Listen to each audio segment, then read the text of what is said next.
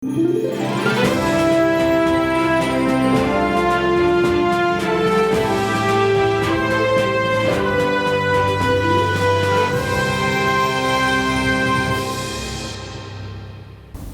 malam, Anda menyaksikan Talk Politik with Reinhard. Saya Reinhard Sirait.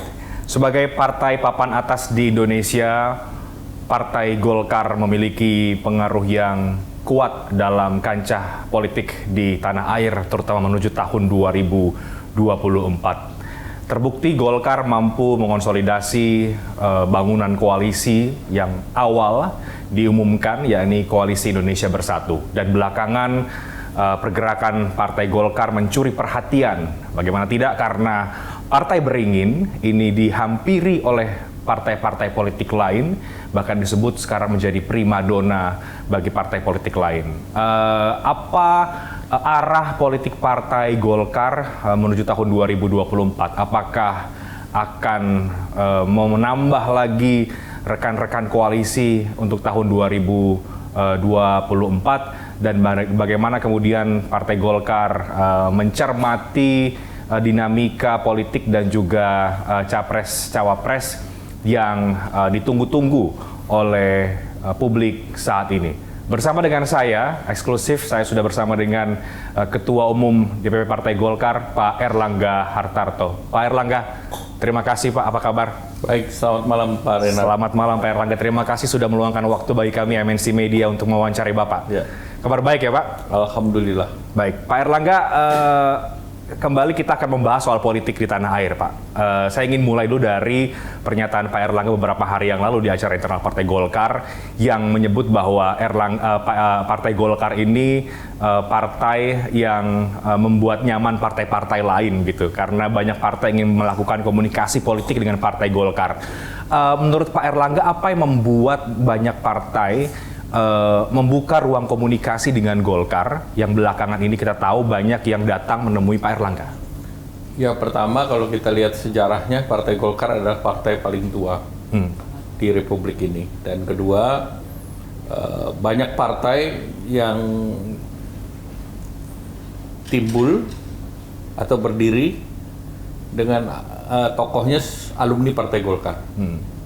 Jadi banyak yang partai yang memang turunan dari Partai Golkar.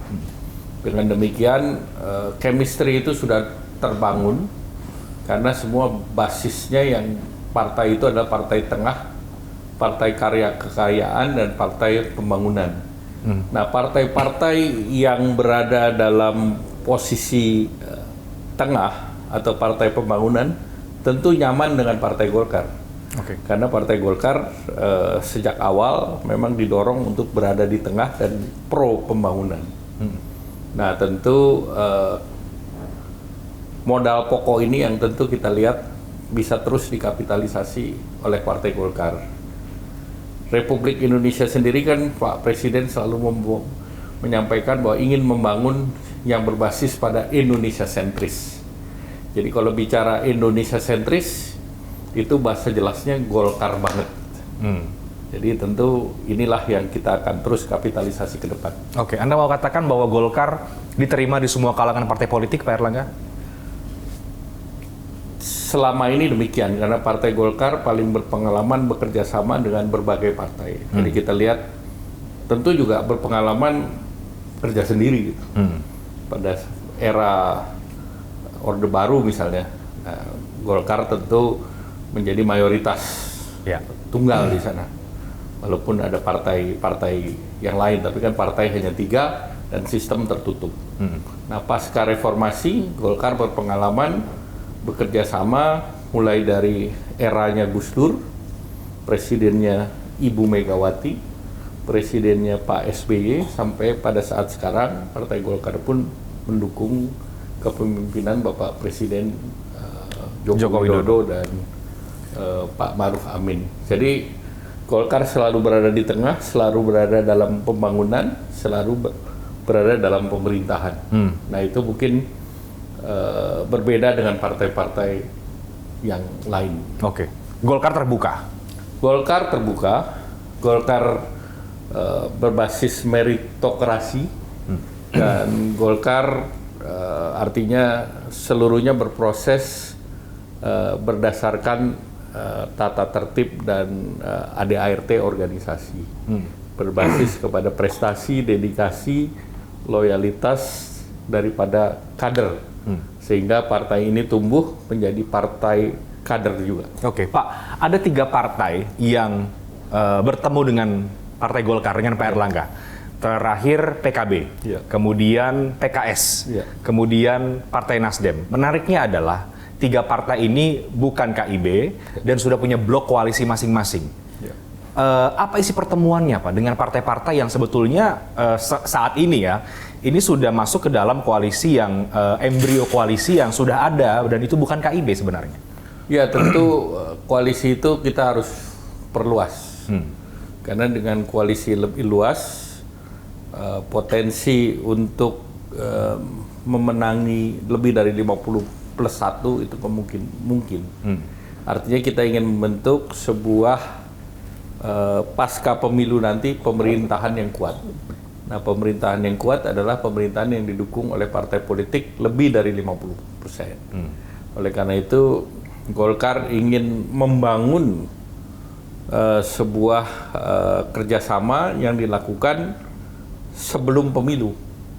Karena berdasarkan berbagai pemilu kemarin, pasca reformasi, koalisi pemerintahan itu terbentuk sesudah pemilu. Nah, tentu banyak plus dan minusnya. Karena ada agenda-agenda awal yang diset sebelum pemerintahan terbentuk. Misalnya di parlemen, di DPR maupun di MPR. Sehingga tentu kalau ini kita bisa set lebih awal, maka tentu akan lebih kuat dan pemerintahan lebih stabil.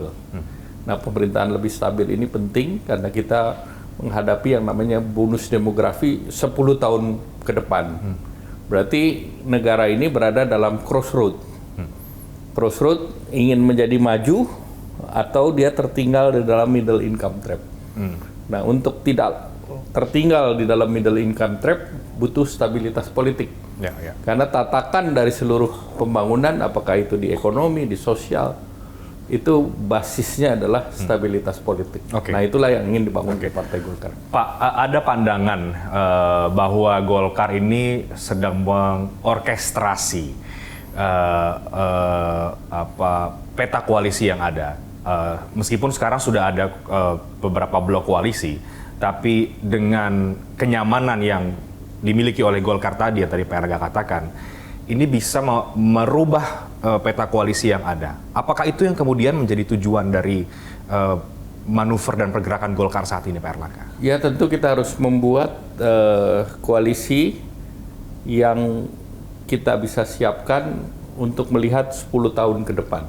Artinya? Bangsa kita ini kan tidak bangsa sendirian, Mbak. Kita tidak berada di dalam vakum, tetapi kita dalam ketidakpastian geopolitik. Perang Ukraine belum selesai, eskalasi meningkat, apalagi kemarin Presiden Biden datang dan akan all out terhadap Ukraine, maka tensinya akan semakin tinggi.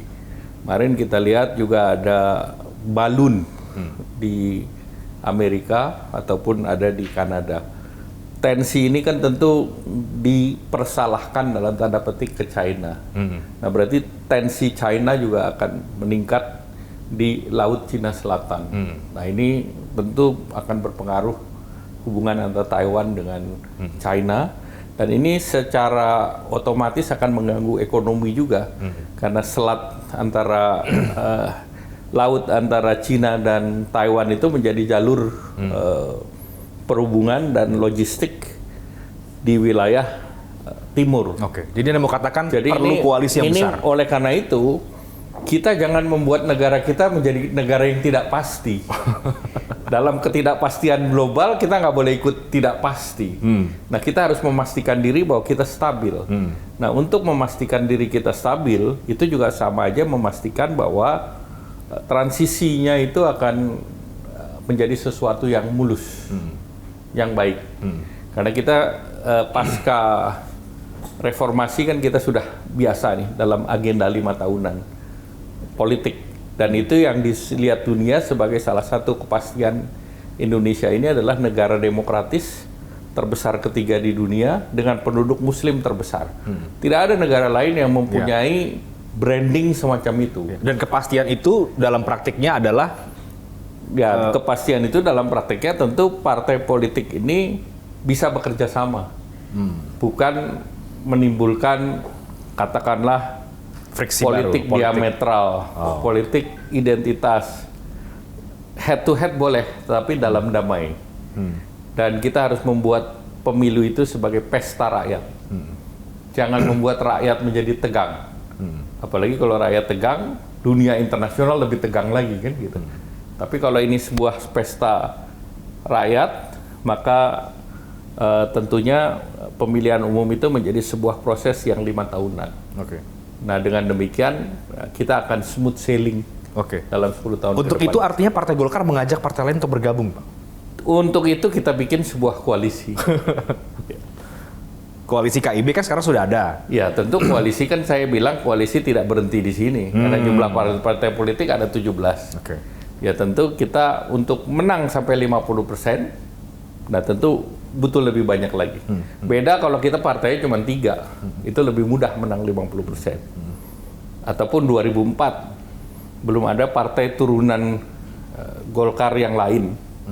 Sehingga dengan demikian Golkar masih bisa menang di tahun 2004 dengan metode pemilihan tertutup.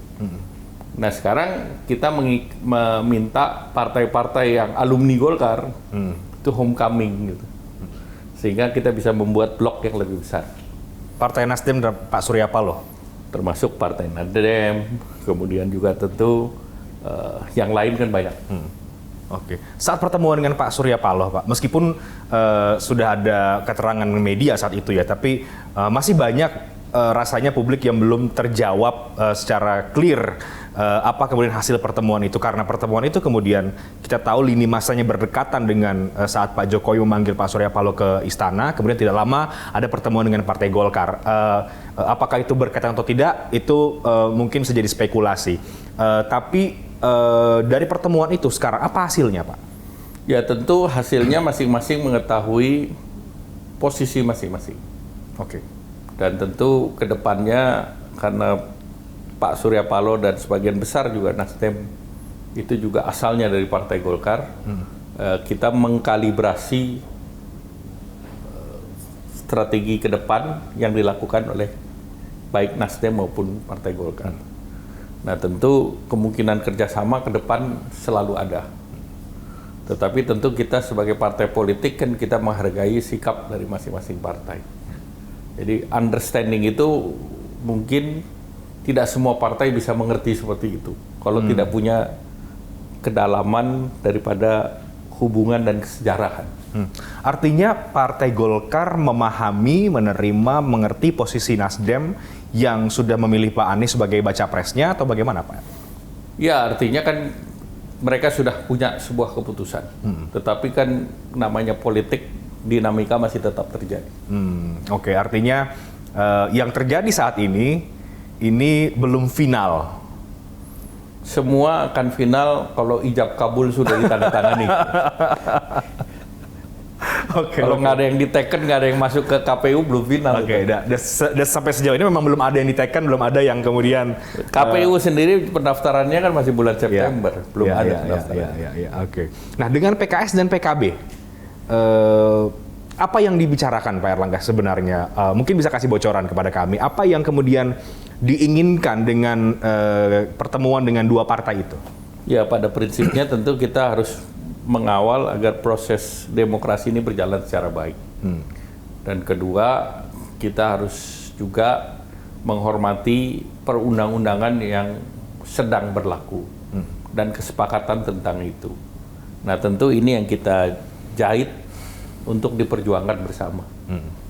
Bersama dengan PKB yang kita tahu sekarang sudah bergabung juga dengan koalisi Partai Gerindra. Artinya komunikasi itu terbuka, dan seterbuka apa yang kemarin dibicarakan oleh Gus Muhaimin, Pak Erlangga? Antar Golkar dan PKB kan pasti terbuka juga. Jadi secara terbuka, dan tentu ada agenda bersama. Agenda bersama menjamin bahwa pemilu ini dilaksanakan secara terbuka juga. Karena pembicaraan terbuka, pemilu juga terbuka. Nah ini kan kepentingan bersama. Jadi kepentingan bersama ini yang perlu kita perjuangkan sebelum pemilu ini dilaksanakan. Oke, Pak, lagi-lagi kita bicara pandangan. Ada pandangan juga yang membaca atau menganalisis bahwa pergerakan Golkar ini tidak lepas juga dari arahan dari Presiden Jokowi. Ya. Karena ada kedekatan Pak Erlangga dengan Presiden dan Golkar juga partai pemerintah begitu. KIB bahkan disebut-sebut sejak awal terbentuk ini atas arahan Presiden juga. Apakah pertemuan-pertemuan dengan partai-partai tadi itu, Pak Erlangga, itu juga ada arahan Presiden di sana? Ya tentu semua kayak main bola, semua pergerakan dengan bola dan tanpa bola dikonsultasikan. Ya. Artinya Presiden mengetahui Ya kalau sebelumnya. konsultasi kan berarti ada komunikasi. Apa yang disampaikan Pak dengan Presiden Jokowi ketika Ya seperti di lapangan bola kan tergantung bolanya ada di sebelah mana kan. Kalau main bola kan ini semua bergerak dinamis. Oke. Ya. Oke, artinya sekali lagi Presiden merestui pergerakan Partai Golkar Ya gitu ya? selama kan kita tahu lapangannya di mana Pak. Jadi kalau kita main bola kan bukan kita main di luar lapangan, tetapi di dalam lapangan. Oke. Tapi kalau ada bola di pojok kan kita nggak perlu balik dulu ke pelatih untuk tanya nih bola di pojok mau diapain kan gitu. Nah, yang sekarang ini masih berada di dalam lapangan? Sekarang semua masih dalam lapangan. Oke, yang di luar lapangan itu seperti apa Pak Erlangga? Yang di luar lapangan ya tentu ada hal-hal lain yang di luar. Misalnya dengan penonton atau tanpa penonton itu kan urusan di luar lapangan. Oke. Tidakkah itu mengganggu independensi Partai Golkar sebagai partai besar sebetulnya Pak Erlangga? Balik lagi kan kita tahu lapangannya. Lapangan yang masih dalam masih batas amankah atau masih? Lapangan kan mencapai tujuan. Tujuannya mencetak gol. Gol itu dalam pemilu. Nah, itu yang paling penting. Oke. Apa arahan Presiden Jokowi Pak Erlangga kepada Bapak sebagai Ketua Umum Partai Golkar kalau kita bicara 2024? Kemarin di acara Partai Golkar Pak Jokowi juga mengapresiasi Golkar yang tidak terburu-buru mengumumkan capres. Tapi di saat yang sama Presiden juga mengingatkan jangan terlalu lama. Ya. Ya memang kan terburu-buru dan terlalu lama tergantung jadwal KPU. Jadwal KPU atau dinamika politik yang sekarang, Pak Erlangga? Ya jadwal KPU. Kalau terlalu lama berarti KPU sudah jadwal belum daftar. Itu berarti telat ya. Nggak boleh telat. Nggak boleh telat. Artinya tidak mau juga terburu-buru, tidak mau juga langsung mengumumkan siapa yang ingin diusung oleh Golkar dan juga KIB saat ini? Kalau Golkar jelas siapa yang diusung. Pak Erlangga Hartarto. Kalau KIB tentu kita akan bicarakan. Tapi kan tahap sekarang kita ingin menambahkan partai. Makanya kan Golkar berkomunikasi baik dengan partai-partai politik yang lain. Oke. Sekarang dengan KIB, Pak Erlangga, bagaimana perkembangannya? Ini koalisi yang terbentuk sejak awal, paling duluan, tapi juga paling belum ada nama capres-cawapres yang diumumkan. Ya balik lagi, kalau kita umumkan sekarang berarti kita menutup terhadap partai lain untuk bergabung.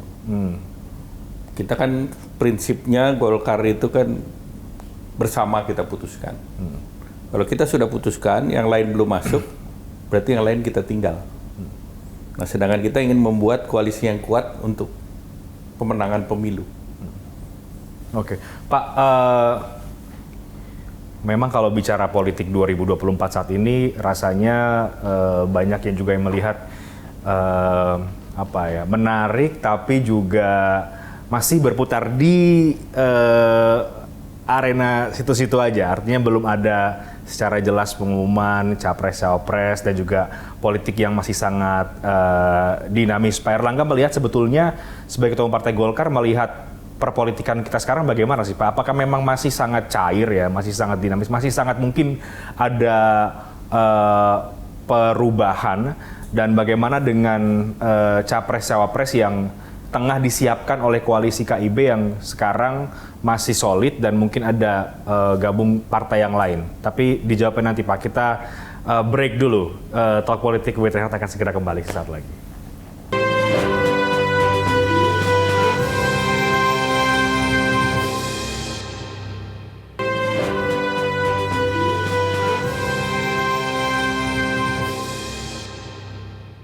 Anda kembali di Talk Politik with Reinhardt. Saya masih bersama dengan Pak Erlangga Hartarto, Ketua Umum Partai Golkar. Pak Erlangga, bicara koalisi masih juga sebagian mengatakan ini masih cair, tapi sebagian sudah melihat ada embrio-embrio yang sudah cukup jelas. Dan di masing-masing koalisi atau bahkan partai PD Perjuangan sekalipun yang bisa mencalonkan capres-cawapres itu belum berani mengumumkan. Apakah memang ada kerumitan tertentu, Pak, di koalisi, paling tidak di KIB yang sekarang Golkar yang bersama dengan PAN dan juga P3? Ya, tentu kalau kita bertemu dengan berbagai partai itu berarti tidak rumit, Pak. Berarti sederhana. Jadi saya tidak melihat kerumitan. Justru karena dengan kesederhanaan kita bisa berkumpul. Tidak ada kerumitan di dalam koalisi, tidak, meskipun di saat yang sama kita tahu ada pertemuan-pertemuan juga dengan... Pertemuan kan sederhana, Pak, tidak rumit. Yang rumit itu kalau nggak ketemu siapa-siapa. Kalau tidak ketemu siapa-siapa justru rumit gitu. Ada kerumitan apa dengan itu, Pak, kalau tidak ketemu siapa-siapa? Karena ada partai yang tidak ketemu siapa-siapa juga kan, Pak Erlangga? Tidak juga, karena semua ketemu. Ada ketemu yang terbuka, ada yang ketemu tertutup. Oke. Jadi ada pertemuan terbuka, ada pertemuan yang dilakukan secara tertutup. Banyak yang berpikir bahwa karena nama capres-cawapres belum ada, ini juga membuat kerumitan terjadi di partai-partai politik, termasuk di KIB misalnya. Tidak rumit. Justru karena dengan kesederhanaan itu kita berjalan terus. Oke. Kalau Pak Erlangga melihat sekarang dinamika politik itu seperti apa dari pandangan Bapak? Apakah sebenarnya sudah mulai jelas atau sekali lagi ini semua masih abu-abu, masih bisa berubah? Kalau kerjasama politik tentu semua kemungkinan ada. Tapi kalau kejelasan sih sudah terlihat cukup jelas. Cukup jelas artinya bahwa akan ada 3 poros, bahwa atau... Ya minimal ada 3 poros. Minimal 3 poros dengan partai-partai yang... Dengan partai-partai yang sekarang, konfigurasi hari ini. Apa yang membuat partai seakan-akan menghindari, bahkan ada yang menyebut takut untuk mengumumkan capres-cawapres? Ya, tergantung partai masing-masing. Itu kan internal partai sendiri-sendiri. Atau bahkan bangunan koalisinya sudah terbentuk, Pak? Koalisi kan sudah terbentuk. Contohnya Golkar mengkoalisikan lebih awal. Sebelum yang lain membentuk koalisi, Golkar sudah membentuk. Bahkan Golkar sudah punya visi misi ke depan. Dan tidak banyak partai yang sudah berani melontarkan platformnya ke depan. Nah, tentu ada koalisi-koalisi yang lain ya itu dinamis saja. Oke. Apakah belum diumumkan secara definitif ya, atau mungkin secara jelas kepada publik, capres-cawapres itu juga karena ada faktor saling menunggu, saling melihat bagaimana dinamika di koalisi yang lain, bagaimana dinamika di partai yang lain? Saya rasa sih semua punya hitungan masing-masing. Jadi ya kita lihat perkembangan saja. Hitung-hitungan Partai Golkar bagaimana? Hitung-hitungan Golkar kan tadi saya sudah bilang, kita butuh memperbesar koalisi. Dan koalisi yang sekarang artinya belum secara tiket sebenarnya sudah cukup, tapi ini butuh lebih banyak partai lagi. Ya seperti tadi saya katakan, kita kan pemilu ini kan bukan cuma ikut-ikutan pemilu, Pak. Golkar kan partai paling pengalaman mengikuti pemilu. Mengikuti pemilu itu menang di pemilu, menang di pemerintahan, menang di DPR, menang di MPR. Dan semua harus membangun koalisi yang lebih besar. Oke. Di antara partai-partai yang kita tahu sudah bertemu dengan Pak Erlangga, ada beberapa partai yang belum. Di partai papan atas ada PD Perjuangan dan juga Partai Gerindra. Ada Saya rasa itu sudah. Gerindra kan Puan udah ketemu. Oke. Bulan di tahun lalu akhir.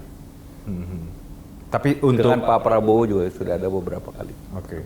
Itu pertemuan terbuka atau pertemuan yang tadi Pak Erlangga katakan ada juga pertemuan tertutup? Ada yang terbuka dan yang tertutup. Oke, jadi pertemuan itu sudah ada? Sudah ada. Bagaimana komunikasi dengan dua partai ini, Pak? Komunikasi lancar dan bagus. Oke. Dan apakah mungkin kemudian ada terbentuk koalisi dengan jumlah partai yang besar atau bagaimana? Ya, saya rasa tadi saya sudah sampaikan bahwa koalisi ini akan diperbesar. Besarnya sampai semana tentu tergantung pembicaraan. Pak, apa target yang ingin dicapai oleh Partai Golkar di tahun 2024? Tentu sekarang semua partai inginnya menang, semua partai ingin capresnya menang. Bagaimana Golkar mengkonsolidasikan untuk mencapai tujuan itu, Pak? Ya, pertama, itu tentu Partai Golkar itu partai yang paling dikenal oleh publik. Nah, tentu dari partai yang sudah paling dikenal dari publik, ya tentu kita konversikan. Dan Partai Golkar adalah partai yang terbuka. Partai Golkar punya caleg-caleg juga yang kuat. Partai Golkar punya struktur yang kuat. Bahkan kalau kita lihat partai politik yang punya ormas paling lengkap, Partai Golkar. Kita punya 10 ormas, baik itu kepemudaan, keagamaan, ormas perempuan.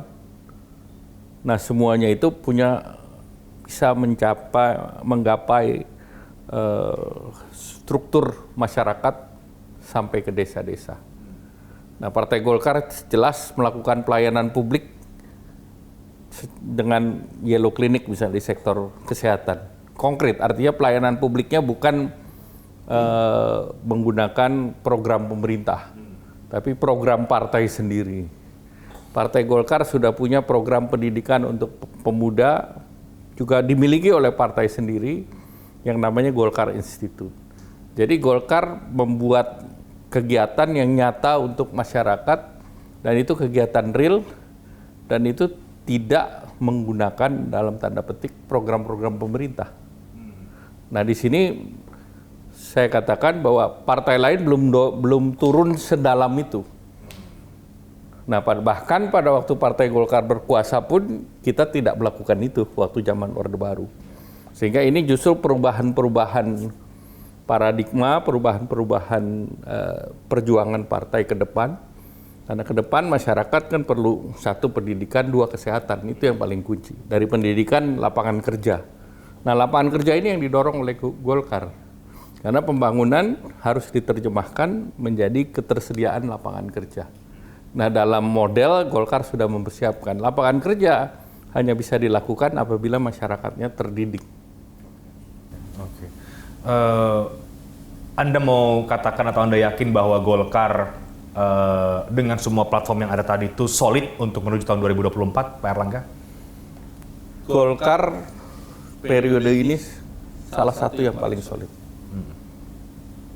Jadi tentu kita sangat siap untuk mengikuti pemilu 2024. Oke. Harus. Pak, ada energi baru didapatkan Partai Golkar dengan masuknya Pak Ridwan Kamil.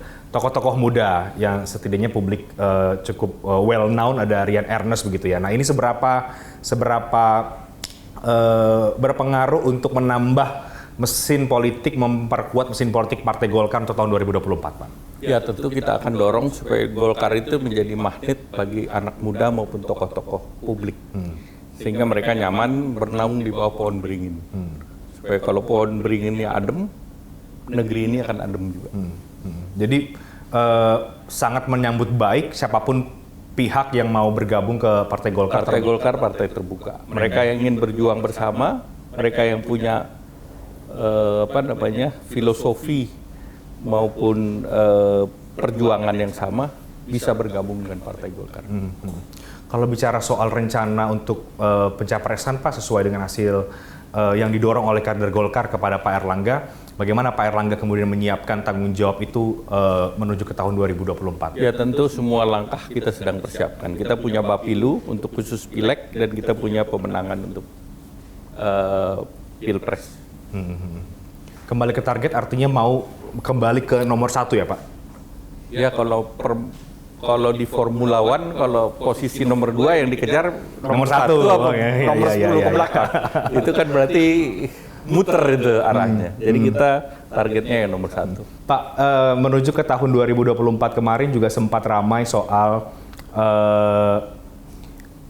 polemik sistem pemilu terbuka, sistem pemilu tertutup, begitu, dan Yang kami tahu Golkar mendukung sistem pemilu terbuka dengan partai-partai lain. Saat itu ada pertemuan ya Pak. Apa pandangan Pak Erlangga soal itu? Jadi partai tertutup itu bisa terjadi kalau jumlah partainya sedikit. Tapi KPU memutuskan partainya banyak. Bagaimana partai yang belum dikenal publik bisa tertutup? Karena dengan tertutup nanti partainya akan semakin kecil. Dan kedua, Partai Golkar berpengalaman, sistem tertutup menang, tapi syaratnya partainya sedikit. Karena kan Partai Golkar ini paling populer di antara semua partai. Artinya dikenal di publik. Ya. Tidak perlu mengenalkan diri lagi brandingnya. Semua sudah tahu Bahkan Partai Golkar. survei Korpas terakhir aja kan yang paling populer Partai Golkar. Ya. Justru kalau Partai Golkar akan sangat diuntungkan karena tahun 2024 kita pun sistem tertutup dan Golkar pun nomor 1 pasca reformasi. Nah, tetapi kan sekarang kita sudah komit untuk secara terbuka dan itu sudah diputuskan di dalam MK dan diputuskan di dalam undang-undang. Dan kita sepakat bahwa di dalam regulasi pemilu tidak ada perubahan aturan permainan. Sehingga Golkar komit terhadap itu. Jadi sebetulnya Golkar mau tertutup, mau terbuka, siap. Tapi kalau kita bicara soal demokrasi, terbuka lebih baik. Terbuka lebih baik. Nah, bahwa sekarang ini tengah menjadi polemik, ada partai... Ini bukan polemik, ini bukan berproses Mahkamah Konstitusi. Ya. Ada partai, katakanlah PD Perjuangan begitu ya, mendukung pemilu tertutup. Bagaimana Pak Erlangga mencermati soal pemilu terbuka atau tertutup ini yang akhirnya kemudian banyak partai sebetulnya setujunya dengan pemilu terbuka? Ya tentu kita kan sudah berproses. Pemilu tertutup terakhir 2004. Pemilu tertutup terakhir yang menang Golkar. Dan itu pemerintahan sebelumnya kan pemerintahan Ibu Megawati. Artinya PDIP pada waktu itu kan sebagai incumbent juga. Nah tentu sesudah itu dibuat sistem terbuka. Dan ini sudah beberapa kali pemilu. Ini masuk yang keempat. Jadi masyarakat sudah terbiasa dengan sistem terbuka. Artinya masyarakat sudah mempunyai hak untuk memilih secara terbuka. Sehingga tentu Partai Golkar melihat bahwa hak yang sudah diberikan kepada masyarakat tidak sewajarnya untuk ditarik. Kemudian kedua, ranah daripada terbuka tertutup kan antara pembuat undang-undang. Nah, pembuat undang-undang adalah pemerintah dan DPR. Jadi mungkin ranah ini kita kembalikan pada koridor-koridor yang ada. Ini sedang berproses di MK. Pak Erlangga yakin bahwa kita akan tetap dengan pemilu terbuka, sekali lagi tanpa kita mendahului keputusan MK nanti. Kalau keputusan MK kan tergantung hakim yang mulia, jadi kita tidak bisa mengambil keputusan dari situ. Tapi sekali lagi Golkar dan mayoritas partai lain tetap mendorong bahwa sebaiknya pemilu dilakukan secara terbuka ya Pak. Belum ada urgensi juga untuk kembali ke pemilu tertutup. Ya tentu perlu evaluasi, tetapi harus dikembalikan pada pembuat undang-undang. Kalau dari evaluasi Pak Erlangga terkait sistem pemilu terbuka ini seperti apa? Banyak kemudian yang melihat bahwa ini juga nanti biaya politik tinggi lah, kemudian... biaya politik akan tinggi juga, karena pada saat dia tertutup, partai juga harus kampanye. Sama aja. Cuma beda posnya aja. Saat bertemu dengan partai-partai lain Pak, soal pemilu tertutup dan terbuka ini, apa yang kemudian Pak Erlangga diskusikan dengan ketua umum partai politik yang lain? Saya rasa kepentingan bersama bahwa kita harus menjaga demokrasi dan kita harus tetap pada kesepakatan terhadap perundangan yang sedang dipakai. Dan kita sudah bersepakat bahwa undang-undang ini tidak dirubah. Kalau kita bicara demokrasi, kembali ke soal di 2024, tadi Pak Erlangga mengatakan ya minimal mungkin ada 3 poros ya. Apakah ini bisa jauh lebih menyehatkan bagi demokrasi kita setelah belajar di pemilu yang lalu, atau mau 3 poros, mau 2 poros, sepertinya friksi itu akan tetap ada sebenarnya? Friksi itu akan terjadi kalau tergantung isunya yang dibuat. Tetapi kalau isunya tidak dibuat diametral, yang mendorong konflik horizontal, itu tidak akan terjadi. Pak, tadi di awal Pak Airlangga mengatakan soal ada tantangan geopolitik ya di dunia yang ini bisa berpengaruh ke Indonesia. Ya. Kita juga akan masuk ke tahun politik, sehingga tadi Pak Airlangga menyebut kita butuh stabilitas dan lain sebagainya.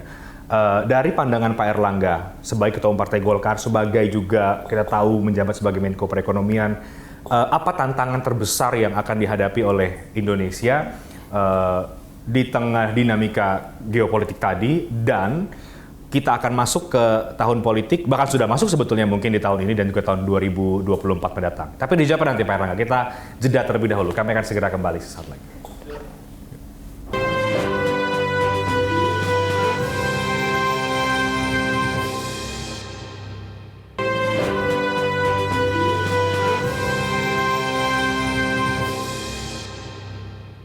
Ya, sudah banyak tadi yang kita bahas dengan Pak Airlangga Hartarto, Ketua Umum Partai Golkar, soal target Partai Golkar, dinamika koalisi, capres-capres dan lain sebagainya. Tapi di saat yang sama kita tahu, memasuki tahun politik, ada tantangan geopolitik juga yang tadi disinggung juga oleh Pak Airlangga sejak awal. Saya ingin tahu Pak Airlangga, dari pandangan Pak Airlangga sendiri, seberapa besar tantangan itu, bahkan di tahun ini disebut-sebut tahun yang suram dan lain sebagainya. Apakah itu juga sesuatu yang perlu kita antisipasi ya Pak, sebagai sebuah bangsa dan juga sebuah negara?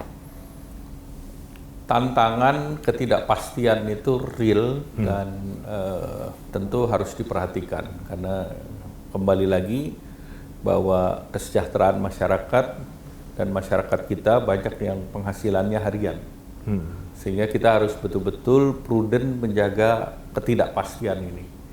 Nah, kemarin dalam 3 tahun penanganan COVID, alhamdulillah Indonesia bisa keluar secara extraordinary. Pertumbuhan ekonomi bisa di angka 5,3 dan ini tertinggi dalam 10 tahun terakhir. Kemudian juga inflasi kita bisa tekan, di mana inflasi kita jauh lebih rendah daripada bahkan Amerika, Singapura, ataupun berbagai negara lain. Dan kita punya keberhasilan G20 yang juga di tengah ketidakpastian itu kita bisa menghadirkan tokoh-tokoh negara penting dan bisa membuat deklarasi. Jadi dan kontennya juga salah satu yang paling dalam dan juga substansial. Sehingga kita ini sekarang sedang dilihat sebagai sebuah negara yang berbeda. Dan kedua, di berbagai negara kalau mau taruh uang yang masih memberikan result positif, itu kalau taruh di Indonesia. Sehingga tentu ini kepercayaan ini yang harus kita jaga. Negara yang berbeda ini maksudnya bagaimana nih Pak? Dibanding negara lain, return kita relatif lebih tinggi. Surat hutang negara misalnya. Sehingga tentu kita punya kredibilitas. Dan dalam 3 tahun kita penanganan COVID, rating kita pun tidak pernah turun. Jadi investment grade-nya terus kita berhasil pertahankan. Jadi momentum ini kita harus jaga, sehingga tentu fundamental ekonomi ini kita harus jaga terus. Fundamental ekonomi kita, neraca pembayaran positif, neraca perdagangan positif. Perdagangan dengan berbagai negara juga balance-nya kita positif. Bahkan kemarin 4 bulan terakhir di tahun lalu kita dengan Cina pun kita balance-nya positif. Sehingga langkah yang dilakukan Indonesia dalam bentuk reform struktural, pertumbuhan ekonomi ini harus dijaga. Ketidakpastian kita ke depan apa? Cuaca, climate change, bencana alam. Kita ketahui sekarang El Nino jalan terus, hujan banyak, tentu akan mengganggu produksi pertanian. Nah, ini yang harus kita special care terhadap itu. Tahun depan, tantangan di tahun politik, tantangannya kering atau La Nina, kembali lagi pangan. Jadi pangan itu harus menjadi perhatian penting dan utama dari pemerintah. Dan pangan tentu akan mempengaruhi kestabilan politik. Karena perut itu menjadi penting. Politik stabil kalau perut kenyang. Kalau perutnya terganggu, stabilan politik bisa terganggu juga. Terganggu. Kita tidak bicara partai, tapi kita bicara kestabilan politik secara keseluruhan. Jadi itu yang pemerintah harus betul-betul perhatikan. Daya beli masyarakat dalam bentuk inflasi. Kalau barangnya terlalu tinggi, masyarakat tidak mampu, itu juga akan mengganggu kestabilan politik. Sekali lagi saya bukan katakan bahwa ini kestabilan politik satu partai, dua partai, atau tiga partai, tapi ini kestabilan politik secara keseluruhan. Jadi kalau ini semua kita jalan, maka kita bisa jaga, pertumbuhan kita bisa jaga di 5,3, maka momentumnya adalah sekarang. Karena dengan COVID kita punya salah satu yang kuat adalah tabungan masyarakat yang tinggi di perbankan. Karena selama COVID spendingnya rendah. Yang besar adalah spending masyarakat, spending pemerintah. Sehingga 2 tahun ke depan spending masyarakat ini harus digenjot. Dan pesta politik tentu akan memberikan fuel, memberikan tambahan energi buat masyarakat untuk spending dalam kegiatan-kegiatan pertemuan politik dan yang lain. Sehingga dengan demikian kita mau menggunakan politik ini sebagai fuel untuk ekonomi, karena waktunya juga tidak terlalu lama-lama banget. Dari September sampai dengan Februari. Sesudah itu kan selesai. Sehingga dengan demikian kalau kita semua auranya positif, ini penting buat Indonesia bisa keluar dari middle income trap. Jadi sebenarnya di saat yang sama bahwa ada tantangan ekonomi, tapi juga kita masuk tahun politik, Anda meyakini ini kita bisa melewati dengan smooth, begitu, Pak? Tentu kita berharap kita bisa melewati smooth. Pasca reformasi pun kita jalan secara smooth. Jadi saya tidak melihat alasan bahwa ini akan menjadi persoalan.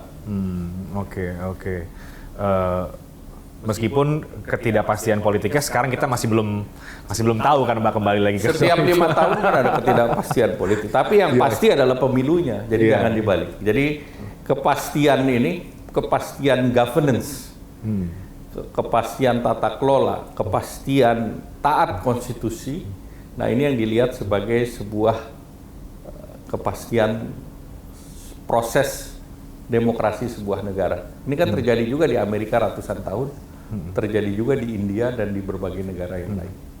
Jadi politik dinamika politik kita akan berjalan, tapi ekonomi kita juga ini saling memberikan efek yang positif satu sama lain, bukan justru sebaliknya. Bukan sebaliknya. Oke. Yang juga Pak Jokowi berkali-kali ke publik ingatkan, juga para ke tokoh-tokoh partai politik ya, soal ya tadi itu menjaga stabilitas dan segala macam, adalah soal jangan menggunakan politik identitas, jangan politik sara dan lain sebagainya. Apa yang Pak Erlangga sebagai ketua partai politik ya Pak, apa yang Pak Erlangga lihat soal ancaman politik identitas tadi? Kalau kita tadi sempat menyinggung sedikit, tapi kalau diperdalam lagi, apakah itu menurut Pak Erlangga bisa terselesaikan? Artinya ke depan ini kita kan sebagai sebuah bangsa, kita untuk mempersatukan bangsa. Jadi jangan kita dibuat bangsa yang divided, yang dibelah. Karena itu lukanya lama. Seperti krisis kan meninggalkan scar, meninggalkan luka. Jadi ini yang kita harus jaga. Apalagi kita ingin negara ini menjadi negara sejahtera. Makanya kita semua harus berhati-hati. Kompetisi kan biasa aja. Menang kalah juga biasa aja. Tapi yang nggak biasa menang kalah, tapi jadi bangsa ini jadi terbelah. Nah ini yang harus kita hindari. Nah ini penting agar seluruh tokoh politik, tokoh masyarakat menjaga ini bersama-sama. Dan pembangunan yang sekarang tengah berjalan juga bisa terus dilanjutkan gitu ya. Ini kan pembangunan yang dilakukan luar biasa. Kita dalam situasi COVID, reform struktural dijalankan. Dalam situasi COVID, infrastruktur kita jalankan. Dalam situasi COVID, pertumbuhan ekonomi kita bisa 5,3. Dalam situasi COVID, kita juga mereform sektor kesehatan karena COVID. Sehingga banyak extraordinary measures yang dilakukan, termasuk proyek strategis nasional, termasuk juga keseimbangan pembangunan di wilayah timur dan barat, juga hilirisasi. Artinya apa hilirisasi? Berarti industri manufaktur digenjot kembali. Nah, industri manufaktur adalah nilai tambah dan pekerjaan. Dua hal yang dilakukan. Nah, kita pernah di awal tahun 90-an sampai 98 pertumbuhan ekonomi di atas 20%, manufaktur PDB-nya. Sekarang kan sekitar 18. Dulu bisa sampai 24%. Nah ini yang kita akan kembalikan. Karena kalau itu kita lakukan, maka tentu kita balik lagi ke nilai tambah. Contoh otomotif hari ini, Indonesia dan Thailand bersaing. Tahun kemarin misalnya kita sudah ekspor otomotif lebih dari 550.000. Sehingga ini juga luar biasa karena otomotif kita sudah diekspor ke 70 negara, bahkan diekspor ke Jepang. Artinya kualitasnya sudah baik, harganya bersaing. Nah, ekosistem itu sudah terbentuk. Nah, ini tinggal kita jaga lagi dengan komoditas-komoditas yang lain.